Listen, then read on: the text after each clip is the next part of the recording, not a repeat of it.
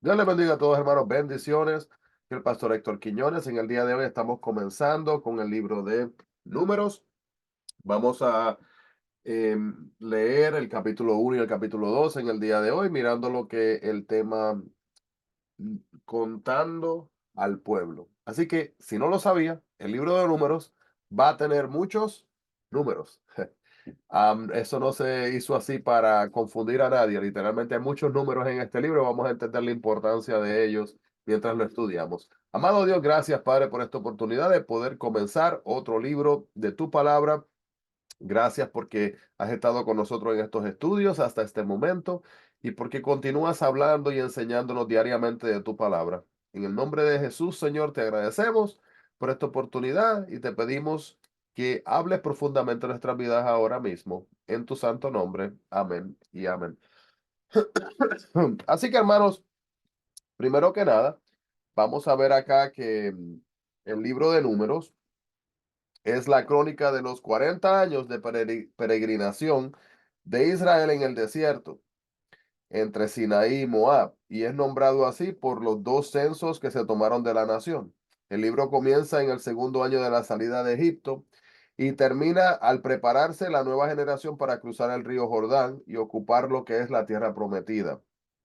Al describir las vidas de los hombres de Dios como Moisés, Caleb y Josué, el libro enseña que aunque la disciplina de Dios puede ser severa a veces, él pacientemente espera recompensar a los que también asimismo obedecen su palabra. Entonces,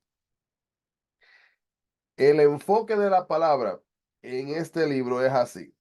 Hay diferentes divisiones. Se las voy a leer todas para que vean el orden completo del libro de Números. Así que primero hay tres secciones diferentes. Está la sección de la caminata. Capítulo 1 hasta el capítulo 4 comienza contando y acampando. Capítulo 5 hasta el capítulo 8 limpiando y congregándose. Y capítulo 9 hasta el capítulo 12 refunfuñando y quejándose. ¿Suena como los seres humanos? Prácticamente, ¿verdad? La segunda sección, la peregrinación. Capítulo 13 hasta el 16, 12 espías y muerte en el desierto. Capítulo 17 al 20, Aarón y los levitas en el desierto. Capítulo 21 hasta el capítulo 25, serpiente de bronce y la historia de Balaam. Y luego la tercera sección, que es la sección de la espera. Capítulo 26 hasta el 30, segundo censo y leyes de Israel. Capítulo 31 al 33, últimos días del liderazgo de Moisés. Y capítulo 34 hasta el 36, secciones, santuarios y establecimientos. Los temas principales, hermanos, de este libro son la ley y el orden, la rebelión y el desorden, y las nuevas leyes para el nuevo orden. También saliendo, siguiendo y entrando. El lugar toma camino en camino hacia Cádiz, en camino a ningún lugar, que es la peregrinación, cuando no están caminando a ningún lugar en específico, y luego en ese tiempo de la espera, cuando van en camino hacia Canaán. Y el tiempo son 2 meses al principio de la caminata, la peregrinación como 38 años dando vueltas, y ese periodo de espera que se convierte entonces en unos meses. Entonces, el libro de números podría llamarse quizás, como nombre, llamarse censos, porque es así como comienza y termina cuando la nación en el monte Sinaí se halla la lista a iniciar su marcha hacia Canaán. Dios manda a Moisés a contar los hombres de guerra y los levitas. Un plan es dado para la formación del pueblo, tanto en la marcha como en el campamento. Y en los 430 años después de José, que José y sus hermanos se mudaron a Egipto, Éxodo capítulo 12, versículo 40, pues la fuerza de guerra de la nación había llegado a 603.550, lo que sugiere una población total de varios millones. Porque recuerden, hermanos, que cuando se dice un número, ese número que está establecido se está hablando de los hombres. Así que no está contando a las mujeres ni los niños. Así que ya sabemos entonces que es un número muchísimo más grande. Así que el capítulo 1 y el capítulo 2 comienza contando la nación y lo que es ordenando el campamento, y así pues es contado el pueblo completo. De igual manera, podemos ver acá también, hermanos, el hecho de que en el libro de Números hay varios lugares de importancia. Se los voy a mencionar. Monte Sinaí, el desierto de Parán, un lugar llamado Cades, Arad, Edom, Amón, Pasán, campos de Moab, Moab y Galad. Y el propósito de este libro en su totalidad, hermanos, es relatar la historia de cómo Israel se preparó para entrar en la tierra prometida, cómo pecaron, cómo fueron castigados y cómo se prepararon luego para intentarlo de nuevo para poder llegar hacia hasta la tierra prometida. El autor de este libro fue Moisés, el destinatario fue escrito para el pueblo de Israel. Fecha fue 1450 al 1410 antes de Cristo. Y en el marco histórico podemos ver el vasto desierto de la región de Sinaí, así como también las tierras ubicadas al sur y al este de Canaán. Personas claves, hermanos, de este libro: Moisés, Aarón, María, Josué, Caleb, Eleazar, Coré y Balaam. Todas estas son personas, hermanos, que si usted no conoce algunas de ellas, cuando terminemos este libro ya va a conocer de ellos. Así que manténgase conectado para que así podamos profundizar y ver cómo están todos entrelazados de alguna manera u otra. El bosquejo del libro ya le di bastante información. A mí luego le comparto también ahora los megatemas que son resumidos en 4, que literalmente cubren todo lo que está en el libro, que vendría siendo el censo, la rebelión, el peregrinaje y el camino hacia Canaán. Vamos así mismo a comenzar. Así que capítulo 1, vemos aquí que cuando se abre el libro de Números, los israelitas habían estado acampando entonces cerca de lo que es el monte Sinaí ya durante más de un año. Y ahí habían recibido todas las leyes y las reglas que están registradas en el libro de Levítico. Habían sido transformados en una nación nueva y habían sido equipados para la tarea que Dios había especificado para ellos. En ese momento estaban preparados para avanzar a recibir su tierra. Y como preparación se les dijo a Moisés y Aarón que contasen todos los hombres que podían servir en el ejército. Este libro recibe su nombre de este censo o numeración del pueblo. El tabernáculo de reunión era una estructura más pequeña dentro del tabernáculo mayor. Y el tabernáculo de reunión contenía el santuario o lugar santo en una parte, y el lugar santísimo con el arca en otra parte. Estas dos partes estaban preparadas, separando, ¿verdad? Estaban separadas por una cortina, como habíamos visto en el libro, en el libro anterior, el libro de Levítico, estamos hablando de lo que era el tabernáculo. Dios revelaba, disculpen, a Moisés en el lugar santísimo.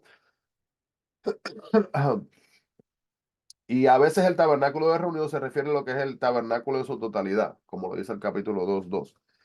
Éxodo 33:7 menciona el tabernáculo de reunión. Y el tabernáculo de reunión pues era como el sitio donde Moisés se encontró con Dios antes de que el tabernáculo fuese construido, ¿verdad? Porque hubo uno que luego fue construido, pero se hablaba del tabernáculo de reunión refiriéndose más que nada a Moisés. Muchos creen que el tabernáculo de reunión en Éxodo se cumplía la misma función que el que se describe entonces acá. Y podemos ver acá también que el realizar este censo requería mucho tiempo y era tedioso, porque no era una tarea inútil o solo para ocupar el tiempo, sino que se debían de contar los guerreros para determinar la fuerza militar de Israel antes de entrar en la tierra prometida. Y además las tribus también debían de estar organizadas para determinar la cantidad de tierra que sería necesaria para cada una de ellas, así como también para proporcionar los registros genealógicos, ya que sin dicho censo la tarea de conquistar y organizar la tierra prometida hubiera sido mucho más difícil. Porque, hermanos, imagínense, han sido nómadas, han estado, ¿verdad? Viajando, viajando, viajando, y ahora van a establecerse en la tierra de Canaán. Entonces, cuando lleguen allá, las 12 tribus, ¿qué van a hacer? ¿Quién va para cuál lugar? ¿Verdad? Tienen que entonces que saber específicamente quién va a tomar todas las diferentes áreas. Entonces, serviremos con mayor efectividad si en lugar de actuar precipitadamente, ¿verdad? Apartamos tiempo, nosotros podemos aprender esto también en nuestras vidas para crear un censo de todo lo que tenemos, sean posesiones, amistades, nuestra condición espiritual, nuestro tiempo y nuestras metas, hermanos, y asimismo poder poner en prioridad, ¿verdad? Lo que verdaderamente tenemos que enfocarnos para darle lo mejor a Dios. Así que habían 603.550 hombres, sin contar los levitas, las mujeres y los niños. Por lo tanto, la población debía de ser superior, mucho más de 2 millones, como dijimos anteriormente. El registro de Éxodo dice que los israelitas que descendían de la familia de Jacob se multiplicaron en gran manera, puesto que permanecieron en Egipto más de 400 años, tuvieron suficiente tiempo para crecer y formar un gran grupo. Y una vez que dejaron entonces a sí mismo Egipto, pudieron sobrevivir en el desierto, gracias a que Dios suministró milagrosamente el alimento y el agua necesario, como lo dice Números capítulo 22, versículo 3, dice que los líderes de Moab estaban terrorizados por el gran número de israelitas. Capítulo 22, versículo 3. Si se acuerdan, hermanos, habíamos visto que en el tiempo cuando estaban en Israel, el mismo faraón, ¿verdad? Ellos empezaron a matar porque también estaban creciendo en número de una gran manera. La nación de Israel entonces está organizada en tribus por varias razones. Era un medio eficaz de administrar y gobernar un grupo tan grande, hacía más fácil la división de la tierra prometida y era parte de su cultura y de la herencia. La gente no era conocida por su apellido, sino por su familia, su clan o por su tribu. Y se podían llevar más fácilmente un registro de las genealogías cuando las tribus estaban juntas. Las genealogías eran la única forma de demostrar que uno era miembro legítimo del pueblo escogido de Dios, y los viajes eran más eficientes. Todas las personas conocían su estandarte de la tribu y que era como decir una especie de tipo una especie de bandera. Y de esta manera permanecían juntos y evitaban perderse. Así que podemos ver aquí, hermano, mire, la agrupación de las tribus alrededor del tabernáculo mientras estaba en el desierto era así. Aquí estaba el tabernáculo. Entonces, vamos a decir, en el lado este, acá, en este lado de acá estaba Moisés, Aarón, los hijos de Aarón. En el lado de acá estaba Gerson, que era el hijo de Leví. En el lado de acá estaba Coat, que era el hijo de Leví. Y en el lado de aquí estaba Merari, el hijo de Leví. Estaban todos alrededor del tabernáculo, ¿verdad? Salimos un poquito más afuera. Vamos a ver ahora las 12 tribus. Tenemos entonces en el norte, tenemos a Aser, Dan, Neftalí. Seguimos Isaacar, Judá, Zabulón. Seguimos en el sur, Simeón, Rubén y Gad. Y terminamos por acá con Manasés, Efraín y Benjamín. Así que todas estaban, hermanos, estaban establecidas en una manera bien estructurada. Y podemos ver que esto debe haber sido uno de los campamentos más grandes que el mundo haya visto. Debió haber abarcado casi 31 kilómetros, hermanos, para poder levantar las tiendas de 600.000 guerreros. Imagínense, hermanos, cuánta distancia, cuántas millas, 600.000 guerreros, sin considerar a las mujeres y a los niños. Moisés seguramente tuvo dificultades para manejar un grupo tan grande. En las primeras etapas del viaje, ¿verdad? Y en el monte Sinaí, el pueblo fue básicamente obediente a Dios como a Moisés. Pero cuando el pueblo abandonó el monte Sinaí, repentinamente comenzó a quejarse, a refunfuñar y a desobedecer.